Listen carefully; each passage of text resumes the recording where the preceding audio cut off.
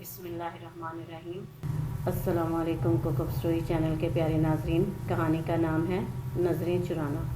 निढाल निढाल थका थका सा वजूद लिए वो मदहोशी की हालत में थी। नींद से बोझल आंखें लिए उसने तख्त से उठने की नाकाम कोशिश की। उठने की हिम्मत खुद में ना पाते हुए उसने बहुत मुश्किल से ज़रा की ज़रा आंखें खोलकर आसमान की तरफ देखा, जहाँ सुबह की सफ़ेदी आसमान पर छाई हुई थी। परिंदे आसपास से उड़ते कभी तख्त के सामने आंगन में कुछ देर को दाना चुगते आ ठहरते। ठंडा ठंडा मौसम मतवक्का बारिश की पेशगोई लग रहा था। सारे मंजर का नज़ारा लेती उसकी आंखों की ताब ख़त्म हो गई और नींद का झोंका उसे सारी दुनिया से कता ताल्लुक़ करवा गया। मुंदी मुंदी आंखें तब खुलीं जब तपिश का एहसास शिद्दत अख्तियार करने लगा। उसने हाथों से आंखें मलते हुए आसपास निगाह दौड़ाई तो धूप सारे आंगन में फैली हुई थी। वो खालिउल ज़हन बस उठकर बैठ गई। वो न जाने कब से ऐसे ही बैठी हुई थी जब उसने सफ़ेद रंग की आवारा बिल्ली को किचन के अंदर जाते देखा। लंबे अरसे बाद इस मंजर ने उसकी तवज्जो खींच ली। उसने दिलचस्पी से बिल्ली को देखा जो किचन के अंदर गई थी। बर्तन के गिरने की आवाज़ पर वो दांत निकाले लब पर जमाए वो मुस्कुरा दी। अरे रीमा, देखो कहीं बिल्ली किचन में ना चली गई हो। चारपाई पर ऊँघती शाहाना बेगम बौखला कर उठी और रीमा को आवाज़ दी। रीमा, ओ रीमा। उनकी चीखती आवाज़ पर भी कोई जवाब ना मिला तो खुद ही किचन में चली गईं। जब म्याऊं म्याऊं करती बिल्ली किचन से निकलकर भागी तब कहीं जाकर किचन से निकली। तुम जाग गईं? अब कैसी तबीयत है? कुछ खा लो, कमज़ोरी हो रही होगी। उन्होंने प्यार से उसे देखा। हाँ, चाय बिस्किट। उसका जुमला पूरा होने से कबल वो किचन में जा चुकी थीं। 2 दिन के बाद वो आज खुद को पुरसुकून और तवाना महसूस कर रही थी। यह शायद एक लंबा अरसा था जिसने उसकी तवानाइयाँ खींच ली थीं। तभी तो ज़िंदगी भी अजीब सी हो गई थी, बेजार, बेसिमत और बेसुकून सी। अभी एक फ़ैसला भी तो था। उसने बहुत चाहा कि सर झटक दे, लेकिन फ़ैसले का बोझ दिल पर हावी होने लगा। ज़हन पर सवार सोचें सरपट दौड़ रही थीं जब अम्मा ने कंधा हिलाया। क्या हुआ? अम्मा ने परेशानी से कहा तो उसने सर झटक दिया। कुछ नहीं, यूं ही बस। उसने बात टाल दी। देखो बेटा, गम तो बड़ा है लेकिन अल्लाह है ना। सब्र करो, अभी उम्र बड़ी है।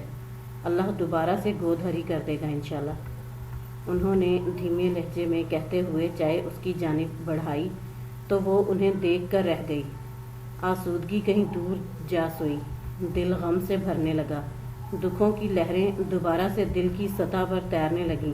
फिर अगला दिन आया, फिर उससे अगला, फिर दिन पर दिन गुजरने लगे। हफ्ते भी गुजर रहे थे, दिन माह बन गए थे। उसका गम कम हो गया था और सेहत भी अच्छी। लेकिन जब भी फैसले का सोचती, जहनी दबाव बढ़ जाता है और दिल पर इज़्तिराब की घंटियाँ बजने लगीं। वो सोने की कोशिश भी करती तो बेमहल ही कोई घंटी बजना शुरू हो जाती। वो और परेशान हो जाती। मज़ीद कुछ हफ्ते गुजरे तो अम्मा और परेशान सी रहने लगीं। फिर अब्बा भी परेशान से नज़र आते। अम्मा ने ख़ुद को काम में मसरूफ़ करना चाहा और अब्बा तो मनपसंद मशगलों से भी छूट गए। उसे मालूम था, अंदाज़ा भी था, लेकिन चाह कर भी कुछ न कह पाना कितना मुश्किल होता है, ये उसे आज पता लगा। उसके हाथ में कुछ सुलझे धागे खुद ब खुद उसकी ज़हनी उलझन में उलझ गए थे। दोपहर का वक्त था। रीमा अंदर पढ़ रही थी। वैसे भी वो खामोश तबाह लड़की थी, अपने आप में मगन रहती थी, बोलती भी कम ही थी। खैर, बोलते तो यहाँ सभी कम थे, लेकिन अक्सर खामोशी से घबराकर इंसान बोल उठता है ना, बेवजह बिला सबब, बस खामोशी टूट जाए। और यहाँ सब ही इसके जतन करते थे, जबकि साइमा इसी खामोशी में अपनी सोचों की डोर में गुम हो जाती थी। अम्मा दोपहर के बर्तन धोकर अभी सहन में बैठी थीं। इसी दौरान इतलाई घंटी बजी। चारपाई पर चुपचाप लेटी साइमा ने उठकर दरवाज़ा खोला। पुरानी महल्लेदार सकीना खाला थी। वो कुछ देर उनके पास बैठकर किचन में उनकी खातर मदारत के लिए चली गई, जबकि अम्मा उनके साथ बैठी रहीं। उसे हैरत हुई इधर उधर की बातें करते हुए। सकीना खाला ने यह नहीं पूछा कि शाहाना, तुम्हारी बेटी अभी तक यहीं मेके में क्यों है 1.25 महीने से, क्योंकि ये जुमला हर जुबान की नोक पर था। किचन में सारी बातों की आवाज़ साफ आती थी कि ये दरमियाने तबके का एक घर था जिसका बड़ा सेहन था। बाहर ही किचन और अंदर छोटे से लाउंज के साथ 3 कमरे थे।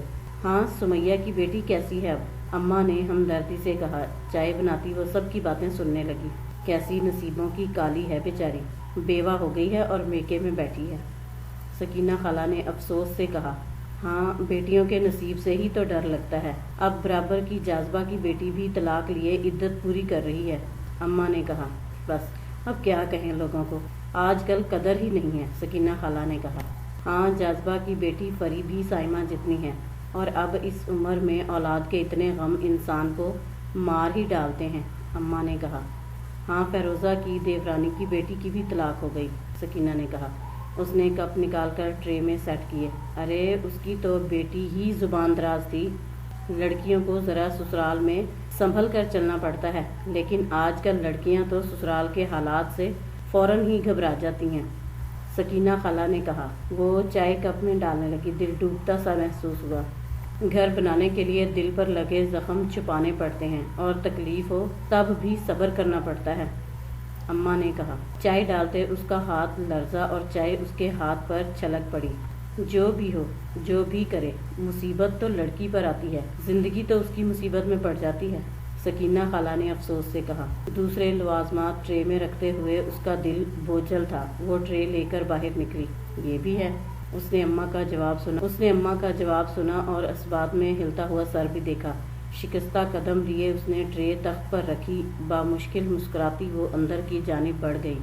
2 बज रहे थे। रात का दूसरा पहर था। हर सू सन्नाटा था। दोनों भाई, अम्मा और अब्बा बाहर चारपाई पर सो रहे थे। रीमा भी सोने की तैयारी कर रही थी। बाजी, तुम्हारा बिस्तर इधर लगाऊं या बाहर? रीमा ने तकिया उठाते हुए पूछा था। नहीं, मैं अंदर सोऊंगी आज, उसने धीमे से कहा था। लेकिन बाहर बहुत अच्छी हवा चल रही है, रीमा ने इसरार करते हुए कहा। नहीं, मैं अंदर ही सोऊंगी। उसका नफ़ी में सर हिलता देखकर रीमा कंधे उचकाती बाहर चली गई। वो बोझल करते एहसासात के साथ वहीं बैठी रही। फैसला उसका था, अख्तियार भी उसे था, लेकिन इस फैसले के लिए हालात को देखना भी तो ज़रूरी था, और उसे मालूम था कि इन हालात में किसी ने उसका साथ नहीं देना, बल्कि शायद सबको अंदाज़ा हो गया था कि क्या चल रहा है। तभी तो कल अब्बा ने अहरार के बारे में ख़ास तौर पर पूछा था, क्या वो वापस जा सकती है। कितना मुश्किल था ये फैसला करना कि क्या करना चाहिए।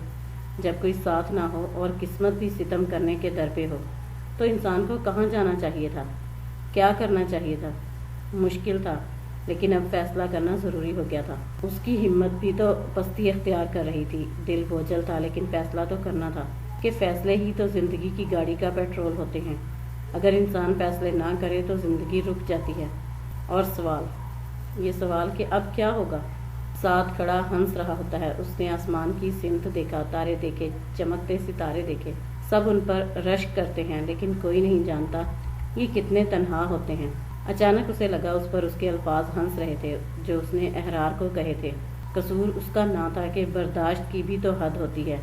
रोज़ रोज़ की गालिम गलोच, मारपीट, बेवजह गुस्सा और तंगदस्ती इंसान कब तक बर्दाश्त करता है। फिर अपना बच्चा खो देना रोज़ के ही झगड़े में। दिल पर बोझ पड़ने लगा। कसूर शायद अहरार का भी ना था कि उसने तो बचपन से ही यही माहौल अपने घर में देखा था, तो वो क्यों खुद को तब्दील करता। उसे मालूम था फैसला मुश्किल है, लेकिन उसके बस में ना था कि लोगों की, अपनों की और सबकी बातें बर्दाश्त करती। चुप चुप सहती और जीती भी। मुश्किल से ही सही, गुजारा तो हो रहा था ना। बोझल होते दिल के साथ उसने बामुश्किल अहरार को कॉल की। हेलो, कौन? अहरार की नींद में डूबी आवाज़ सुनाई दी। अहरार को नंबर सेव ना करने की बुरी आदत भी थी। मैं साइमा की दोस्त बात कर रही हूँ। उसकी तबीयत अचानक रात को ख़राब हो गई थी और घर आने का कह रही थी। अचानक उसने दोस्त बनकर बात की और फ़ोन बंद कर दिया। बेअख्तियारी में सब हुआ था। अगर वो अपना भरम खुद अपने हाथों से खोती तो कैसा लगता।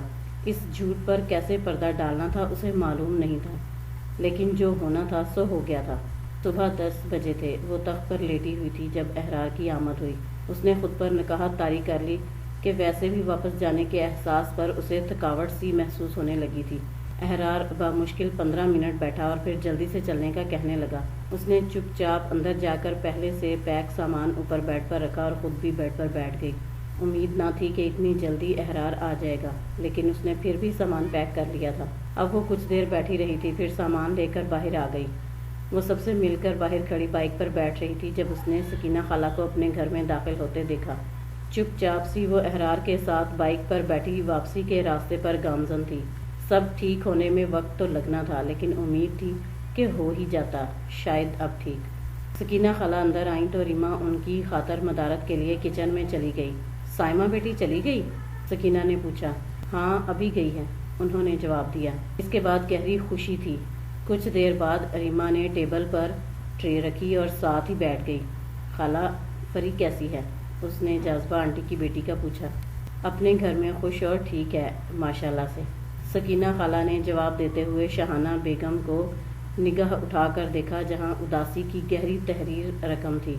دونوں کے تاثرات دیکھ کر ریما نے سوچا، نفیسہ سعید نے شاید صحیح کہا تھا، بعض دفعہ بیٹی کے گھر بسانے کی شدید خواہش ماؤں کو ان کی پریشانی سے نظریں چرانے پر مجبور کر دیتی ہے۔ ختم شو۔